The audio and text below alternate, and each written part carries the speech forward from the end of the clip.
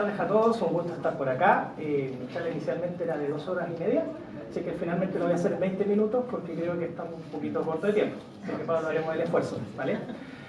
Un gusto saludar a todos los que han sido clientes, son clientes, pero también a ex colegas por ahí que andan repartidos. Y quizá a ellos les sea un poquito más familiar lo que les voy a comentar a modo de introducción. En primer lugar, como ya lo decía Pablo, vivo en México, en una zona que se caracteriza por tener huracanes y un chingo de calor. Chingo de calor significa mucho calor, 42 grados de temperatura aproximadamente. En ese puntito blanco que es Mérida, en Yucatán, un lugar precioso, que se lo recomiendo, la ciudad más segura, la ciudad blanca, en México, en Yucatán, la ciudad más segura de México. Esa foto la saqué yo, fíjense el paisaje que tenemos ahí. La verdad es que cuando llegué a México yo era flaco. ¿Vale? Yo era flaco, tenía una figura que es distinta de la de ahora. Y estos son los culpables. Arriba a la izquierda tenemos la famosa cochinita pibil. ¿Dónde está Andrea? Andrea, ¿estás por ahí? Ella es mexicana, sabrá lo que estoy hablando. La cochinita pibil, Dios mío, es la cosa más exquisita que puedes comer a la hora del hambre e incluso cuando no tienes hambre, y eso es un problema.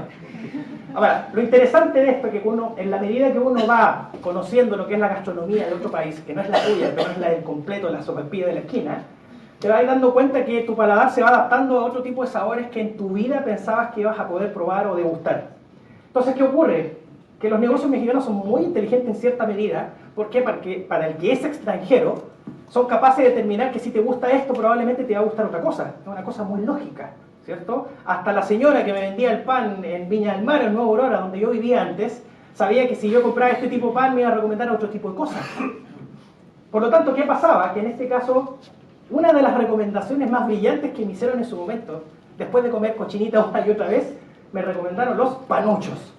Todas estas comidas yucatecas, grasosísimas, pero exquisitas, ¿ok? Entonces, ¿qué ocurre? Que, perdón aquí la analogía que quiero hacer, no sé si es muy buena o no, pero quería introducir un poquito el tema de lo que pasa con las observaciones, con los patrones y las recomendaciones. ¿Cuántos de acá trabajan en retail? Por favor, levanten la mano bien arriba. ¿Cuántos de los que trabajan en retail tienen algún sistema de recomendaciones a sus clientes y público? 1, 2, 3, 4, 5, 6. Perfecto. Hay algunos de estos sistemas de recomendaciones que son Human Machine Learning, es decir, personas. ¿Todo se basa en automatización? Perfecto. Hay algunos de los que, bueno, ya el señor aquí es Mr. Agile, ¿cierto? Trabaja en banca. ¿Pero alguien más de la banca está por acá? ¿Solo 2? ¿Y el resto qué hace, perdón? Y el resto está en aseguradoras, me imagino, tarjetas. Señor, bienvenido. Tanto tiempo. Bueno, en fin. Lo que voy a intentar hacer es dar un poquito de ejemplos a modo bien, tanto específico y general de aplicaciones, profundizando un poco más lo que ya comentó Nadine hace un rato, respecto a esta disciplina y ciencia de observar y a partir de la observación ser capaces de determinar qué hace más sentido bajo una dinámica de negocio a la experiencia de usuarios y clientes. Arriba a la izquierda, arriba a la derecha y abajo tenemos lo que pudiésemos llamar un gato. Vale, perfecto. La pregunta es, ¿por qué es un gato? Levanten la mano. Interacción. ¿Por qué es un gato? Estoy dando muchas pistas ahí. Podríamos decir es un gato porque tiene ojitos como de gatito. ¿Qué más? Tiene orejas de gato. ¿Qué más? Pelo de gato. Fíjense que le hice esta pregunta a mis papás, que son de la generación antigua, ¿cierto? Y me dice mi papá, me decía, mira, esto es un gato, porque de niño me dijeron que eso era un gato. A ver. Alguien llegó y te dijo, es un gato que tiene 4 patas, tiene orejas. Se puso a pensar, no, la verdad es que no. Oye, ¿y por qué un perro es un perro? Porque de niño, no, y se detuvo. No, en realidad nadie le dijo que lo que era lo que era, ¿cierto? O sea, la etiqueta o categorización de algo se dio casi por uno mismo a partir de la observación de 1, 2, decenas, centenas de veces un objeto o algo en particular. ¿Es correcto? ¿Coinciden conmigo en ese sentido, cierto? Por lo tanto, ¿qué ocurre? Si nosotros, que somos personas, tenemos claramente un patrón de animalitos que son de la misma categoría, ¿cierto? Pero en distintos escenarios sabemos que es un gato. La pregunta del millón, ¿cómo diablos le hacemos entender a una máquina que esos distintos escenarios son de un animalito llamado gato? Es correcto, ¿no? Similar a lo que comentó Nadine hace un ratito de los loritos y los nuggets, etc. Es de ahí donde viene, y aquí, perdón, solamente un concepto. Me han pedido que sea lo menos técnico posible, por lo tanto, todo lo que voy a hablar es tratar de hacerlo lo más aterrizado y no hacernos los nerds aquí en pantalla, ¿ok? Pero básicamente esta es una de las definiciones que más me gusta de lo que es el Machine Learning. Básicamente la ciencia de lograr que las computadoras actúen sin ser explícitamente programadas, sino más bien permitirles aprender por sí solas, ¿ok? No se trata de inteligencia artificial asesina que nos va a dar... Hay posiciones bien interesantes al respecto. Zuckerberg de Facebook dice que es bueno y básicamente Elon Musk de Tesla dice que no, que hay que tener cuidado. Bueno, año 2019-2020 todavía no tenemos una política clara, pero lo que sí está ocurriendo es que esto va avanzando. Guardian, compañía de seguro estadounidense, ya está testeando inteligencia artificial y machine learning. Ya hace rato. ¿Conocen Guardian o no? Una de las compañías bien grandes en respecto a que está haciendo temas de innovación en estos temas. En primer lugar, están utilizando asistentes virtuales de servicio al cliente, muy en la medida que nos comentó Daniel hace un rato, básicamente para mejorar la experiencia de los clientes. Temas de call center. Muchos de ustedes deben conocer el tema de los chatbots, ¿cierto? En segundo lugar, mejorar la productividad de los empleados mediante la lectura y priorización automática de millones de correos a clientes. Es decir, una base, un puente, un intermediario que está decidiendo por los empleados cuáles son los correos que realmente son importantes. ¿Listo? ¿Foto? Perfecto. Seguimos. Segundo ejemplo, JLL o JLL, firma de bienes, de servicios de bienes raíces o inmobiliarias, dicho de otra manera. Que aquí, no sé si tú sabías, Nadina, pero en Estados Unidos crearon un sistema con Google, un asistente de voz que le llamaron el GIL, ¿okay? El GIL Intelligent, no me acuerdo qué significaba, que nuevamente le permitía a los empleados agendar reuniones, encontrar colegas. Un Google Home es la pega. Y hoy día básicamente, insisto, hay capas de inteligencia, no tanto artificial, porque la inteligencia artificial lo que pretende es casi tener un nivel de raciocinio similar o superior al de una persona, al del hombre, ¿cierto? Acá estamos hablando de modelos que lo que hacen es aprendizaje en base a un entrenamiento supervisado o no supervisado. Ya llegué a esa parte. Por lo tanto, acá lo que hacen estas capas de Machine Learning es hacer más eficiente el trabajo del día a día, el trabajo más rutinario. Otro ejemplo, Mercedes AMG Petronas, básicamente la Fórmula 1, ¿cierto? Hamilton corre en Mercedes, ¿no? Lo que hace la escudería, dos grandes cosas. Y esto es maravilloso. Y esto en realidad no lo hacen solo ellos, lo hace la mayoría. Y de hecho, una cosa interesante, los que trabajamos en temas de data, temas de innovación, temas básicamente de lo que se viene, échenle un vistazo a lo que se está haciendo en la Fórmula 1. La Fórmula 1 se dice a sí misma, estamos creando el futuro hoy.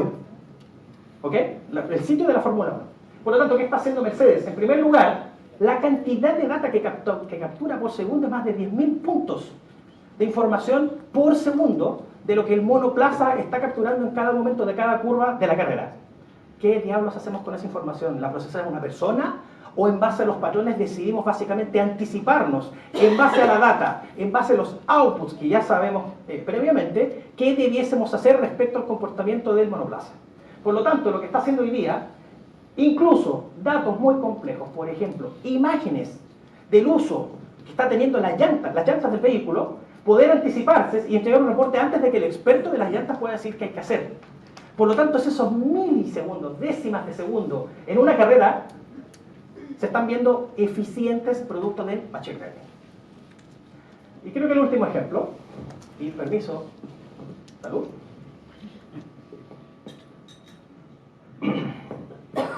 Experian es una compañía que entrega informes de créditos al consumidor, por supuesto, una unidad fundamental para lo que es la industria financiera.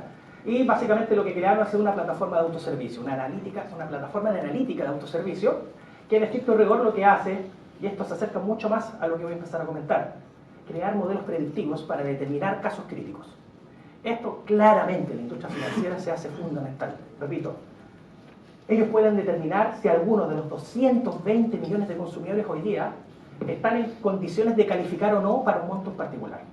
Y esto es quizás lo más aterrizado de todo lo que he dicho anteriormente, pero lo que quería yo presentarles de una manera muy rápida, hay que decirlo, ejemplos generales en los distintos tipos de industria de cómo podemos utilizar básicamente patrones, modelos de Machine Learning para llegar a un objetivo en común.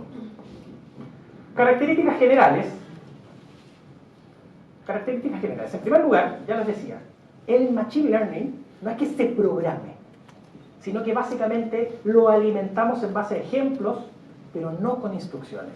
Nuevamente, como nuestra cabecita, vimos 150 gatos de niño, y cuando vemos una especie que tiene características similares, lo asociamos inmediatamente a un gatito, ¿cierto? Lo que hacemos básicamente en el Machine Learning es algo muy similar.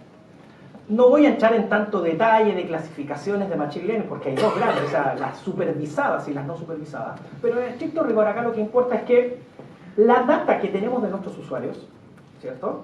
El histórico que tenemos de nuestros usuarios, sobre todo en un comportamiento en nuestro sitio web, de todos aquellos que ingresaron a nuestro sitio web, realizaron un comportamiento ABC y generaron un resultado X, ¿cómo podemos determinar el resultado de otros usuarios que tienen características similares?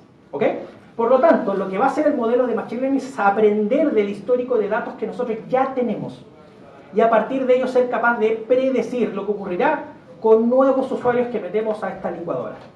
Por lo tanto, ya decimos, aprende con ejemplos, no con instrucciones.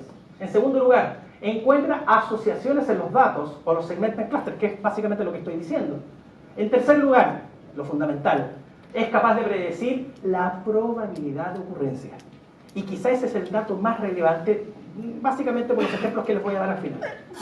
Y finalmente, también lo mencionaba, si bien es un modelo que aprende por sí solo, supongamos un comercio, un retail en línea, de los que levantaron la mano, estamos todos claros que existe estacionalidad. En Navidad se vende más, en México el Día de la Mamá es sagrado. Viejo, el Día de la Mamá es el Día de la Mamá. No es el domingo, cayó jueves, compadre, el jueves el Día de la Mamá, la mitad del día libre. Y a algunos se los da el día libre completo. El matriarcado en México es impresionante. Pero es bonito. Sin embargo, los patrones de estacionalidad son muy marcados como en cualquier país. Por lo tanto, si creamos un modelo de Machine Learning que se base en el último semestre, evidentemente tenemos que volver a entrenarlo con la nueva data de la nueva estacionalidad. ¿Hace sentido, no? ¿Sí? Perfecto. Por lo tanto, déjenme presentarles a mi hija. Mi hija no me preguntó que venía a Chile. Me dijo, ¿cómo te ayudo? ¿Ah? No, no es cierto. Pero, a la izquierda, un momento muy bonito, y a la derecha también. ¿Ok? Su primer corte, pero, no fue primero, pero igual no sé si lo disfrutó mucho. ¿Por qué tiro este ejemplo? A ver, ¿alguien usa Google Fotos? No es porque esté nadie ni Google, pero yo uso Google Fotos hace mucho tiempo. ¿Alguien lo usa, no? Sí. Bueno, yo no sé cuántas fotos tiene, yo la verdad es que almaceno un montón. Tengo más de 66.000 fotos en Google Fotos. Desde el momento en que la señorita acá nació, ¿cierto? Hasta el momento en que me mandó una foto mi esposa por WhatsApp ayer. Yo obviamente voy subiendo fotos y los que usan Google Fotos lo sabrán, y de hecho creo que, no sé si Apple tiene el mismo sistema, pero el reconocimiento de rostro, ¿cierto, no? El reconocimiento de rostro. Por debajo, evidentemente, hay unas APIs, y aquí me voy a poner un poquito más nerd. Hay plataformas, librerías y modelos que lo que hacen es reconocer esos patrones. Fíjense que en este ejemplo estoy utilizando la librería de Google Cloud Vision, o la API de Google Cloud Vision, que lo que hace es que te permite incluso hacer el ejercicio de subir una imagen y automáticamente, sin decirle tú de qué se trata en absoluto, solo subes la imagen, es capaz de reconocer y etiquetar en base a la millonada de clasificaciones que ha hecho con todas las fotos, tanto que la gente sube, que existen en una web, etc. O sea, el banco de datos que existe básicamente en esa API es impresionante. Acá, evidentemente, Google no tiene ningún problema para reconocer que es una foto, más allá de que sea una niña no, de que tiene una alta probabilidad de mostrar rasgos de felicidad, ¿cierto? De joy, ¿cierto? Joy es felicidad, ¿cierto? Lo vemos como felicidad, gozo, ¿cierto? Y en cambio esta no. En cambio esta no. Aquí básicamente, fíjense, los puntos no son por si acaso, ¿ya? Los puntos tienen un sentido muy, muy claro. En este caso, evidentemente, la API del Google Cloud Vision realiza muy bien el trabajo de reconocer atributos de ese rostro y asociarlos a una etiqueta que se llama estado emocional. La API de Google Cloud Vision, y aquí no quiero como decir Google, pero en realidad hay varias APIs de lo que se refiere a Machine Learning en cuanto a visión, en cuanto a imágenes, que podemos utilizar, pero hoy día se utilizan en aplicaciones. Se utilizan con una infinidad de ejemplos que hoy día nos permiten sacar provecho de cosas que ya existen para poder, hace un rato lo decía Daniel, el tema del reconocimiento de voz es exactamente lo mismo, pero con otro tipo de input de data, que en este caso es voz, en este caso es una imagen. A mi mamá el fin de semana le impresionó, me dijo, oye, crearon en China un aparato que si tú le sacas la foto a algo te lo traduce. Y le digo, mamá, ¿tú tienes un Android? Sí, lo tienes desde antes. ¿Cómo? Muéstrame. Y lo tenía en su aparato, Google Assistant, que están todos los Android, insisto, no es por... Pero lo tienen en sus teléfonos, los que usan Android, aplican el modo asistente, y hay un icono chiquito abajo que se llama Google Lens, si recuerdo bien. Y tú le sacas la foto a algo y te dice, ¿qué quieres hacer? ¿Traducir? ¿Quieres que te lo lea? Si hay texto, ¿quieres que te lo copie? O etcétera. Y quedó con la boca abierta. O sea, ¿cómo al alcance de la mano un teléfono de, no sé, bueno, 3.000 pesos mexicanos, 200, de 150.000 pesos chilenos, podemos tener ese tipo de tecnología? ¿Qué podemos hacer a nivel empresarial con esto? Ok, acá la verdad es que fue como una especie de compilado de la presentación de la vida, ¿cierto? Pero quería dar un poquito mi experiencia. ¿Cómo comenzar con esto? Y aquí lo primero que quisiera hacer es derribar un mito, que sí me lo han preguntado en ocasiones anteriores, que es la creencia de que el trabajar con temas de Machine Learning requiere básicamente de muchos científicos de datos y que requiere, por supuesto, una estructura tecnológica muy compleja. No es así. Sin embargo, hay aspectos fundamentales para que cualquier estrategia digital que se base en temas de modelos de Machine Learning tenga éxito. El primero es el tema de la captura de datos. Es el tema de la captura eficiente e inteligente de los datos. Este modelo no es mío, la verdad que se lo copié a Google, ¿cierto? No, pero la verdad es que funciona bastante bien. ¿Qué es lo que tenemos acá? A la izquierda, lo que yo ya les estoy diciendo, la captura de la información.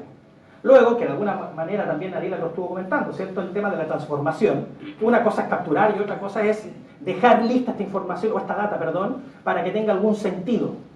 Analizar la información, visualizarla, que tiene que ver más ya con la democratización de la data, y no podemos mencionar el último paso, que es quizá dentro de los más relevantes, activarla.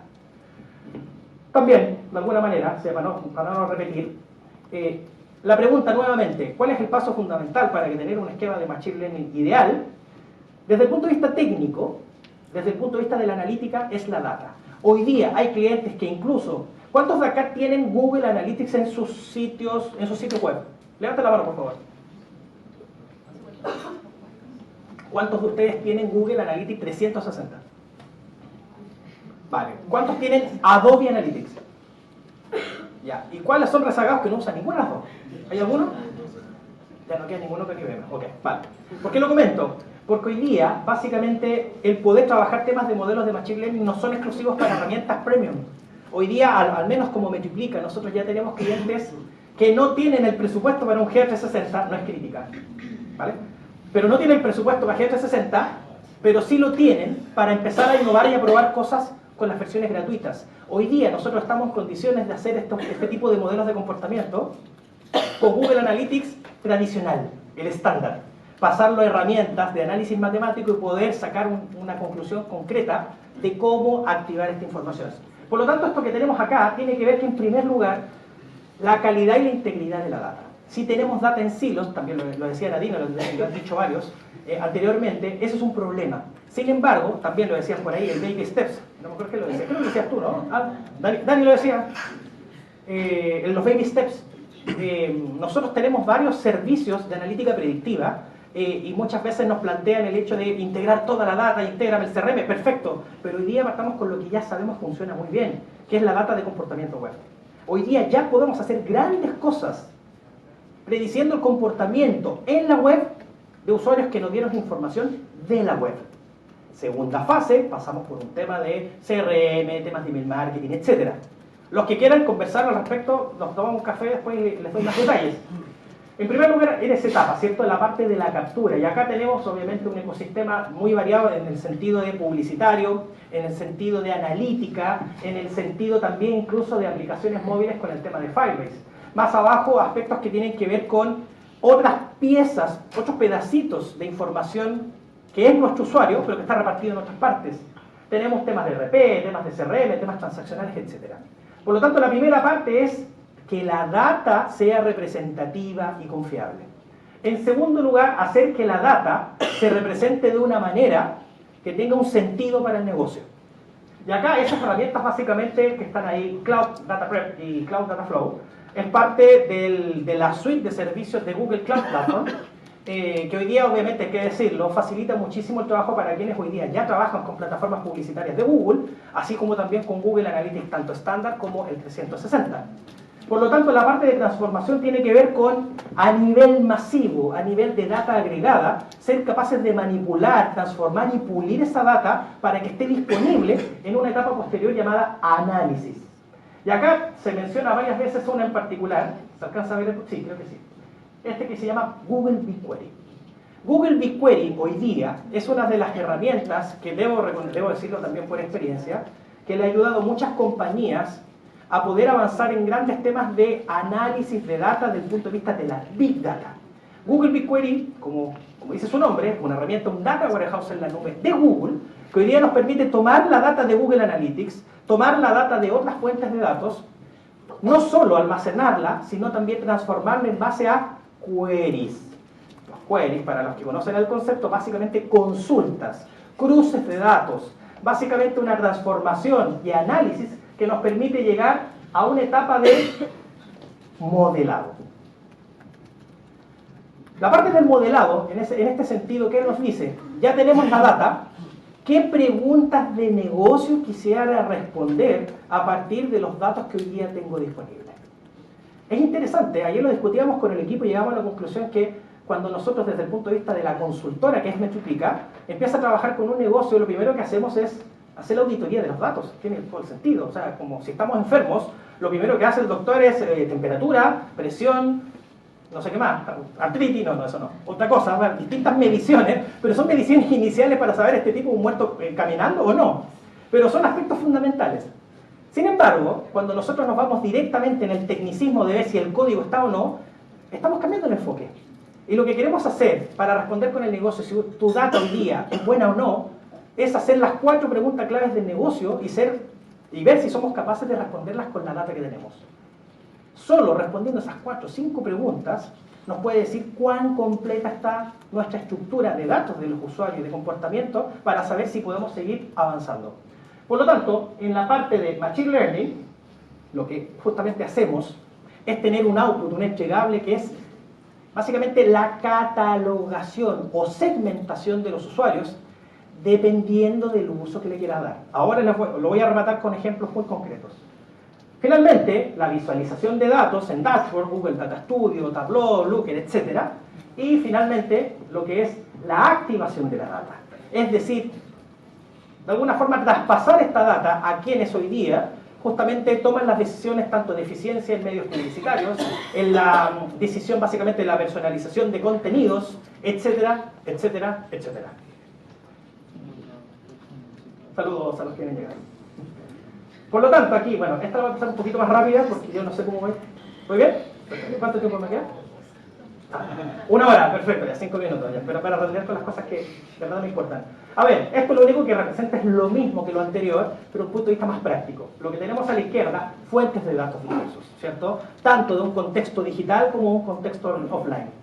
Acá mencionamos Google Cloud for Marketing, es decir, la unificación de las plataformas de la nube con las plataformas más que todo de analítica y publicitarias de Google para que esta data sea accionable en un contexto digital. En tercer lugar, ser capaces, con todo el proceso que diseñamos, poder segmentar a los usuarios con modelos de Machine Learning, de manera que nos digan algo que una segmentación hecha por una persona, por un analista, obviamente quizás no llega al nivel que esperaríamos para la activación que queremos lograr. Insights asociados a esos segmentos y la activación. Voy a avanzar porque quiero pasar a las últimas, creo que 3 slides. El modelo anterior, y cuando yo me refería a las preguntas, me refería a este tipo de preguntas. La analítica de una compañía debe estar en condiciones de responder quizá este tipo de preguntas que son las que realmente nos importan. En primer lugar, arriba, poder determinar en base al comportamiento de uso de un usuario, de un cliente, determinar cuánto gastará en el futuro. Determinar, ¿es probable que compre de nuevo? Responder esas preguntas nos permite hoy día afinar temas de estrategias de marketing, temas de personalización de contenidos. Si sabemos que tiene ciertas características, está en cierta posición dentro del ciclo de venta o ciclo de vida, por supuesto, ¿por qué le voy a hablar exactamente igual a aquel que viene llegando por primera vez? En tercer lugar, adquirir cómo hallamos otras personas como ella. Si son personas valiosas con un lifetime value altísimo, ¿por qué no buscamos más gente como ella? 1, 2, 3, cuarto, crecer. Debiésemos enviarle recomendaciones de otros productos. Y finalmente, ¿qué hacer? O cómo deberíamos enviarle ofertas para mantenerla leal y fiel a la marca. ¿Ok? Dos ejemplos, y aquí ya termino porque ya se me pasó el minuto. La aerolínea, que hoy día básicamente modelos de compra de medios a partir de los datos. Ellos básicamente, esto es un caso de éxito de Google, ¿ya? Que básicamente lo que hizo es justamente lo que estoy diciendo, en base a modelos predictivos a través de todos los puntos de contacto con el cliente. Hoy día, GMP o Google Marketing Platform tiene las condiciones de no solo medir un ecosistema digital, sino hoy día podemos medir, y de hecho Metriplica tiene ejemplos en España, donde estamos midiendo las cajas registradoras de tiendas como Desigual. Las cajas registradoras, y se asocia la compra de una caja registradora con un anuncio digital. Por lo tanto, ese tipo de información, tanto digital con el contexto offline, imagínense lo que podemos llegar a hacer ahí. ¿Ok? Por lo tanto, lo que se hizo acá, de una manera muy similar, ¿cierto? Generar estos modelos predictivos en base al comportamiento de estos usuarios en los distintos puntos. Y a partir de ello, ¿qué fue capaz de generar KLM? 40% en la disminución del costo por reserva, 1.4 veces un aumento del CTR versus los grupos de control. Y esto es interesante. ¿Saben lo que es un grupo de control? Grupo de control es un concepto, que se utiliza en los testing. A/B testing o escenarios de testing multivariable, etcétera, en el cual todo modelo, incluso de los machine learning, los podemos poner a prueba versus un contexto normal y otro contexto donde utilizamos modelos de machine learning y determinar si efectivamente son mejores o no, y no solo eso, sino cuán mejores son. Por lo tanto, este caso, básicamente, bueno, la verdad es que no coloqué la liga, lo podemos colocar en la presentación cuando la compartamos, da lugar a este otro, y este me gusta más. Algunos de aquí, los que están presentes, ya han visto este ejemplo, lo hemos presentado antes, y otros no, pero es como básicamente el clima es un poco de lo que tiene que ver del uso del Machine Learning, básicamente en nuestros modelos, nuestras estrategias digitales. El Audience Score es un producto que creamos como Metriplica tiempo atrás, que hace uso justamente de la data web que tiene un cliente, en este caso el caso de Melia, ¿cierto? Que es una cadena de resorts, y esta data histórica que se tiene, se modeló con un fin: poder crear un score de usuarios que represente la probabilidad de convertir.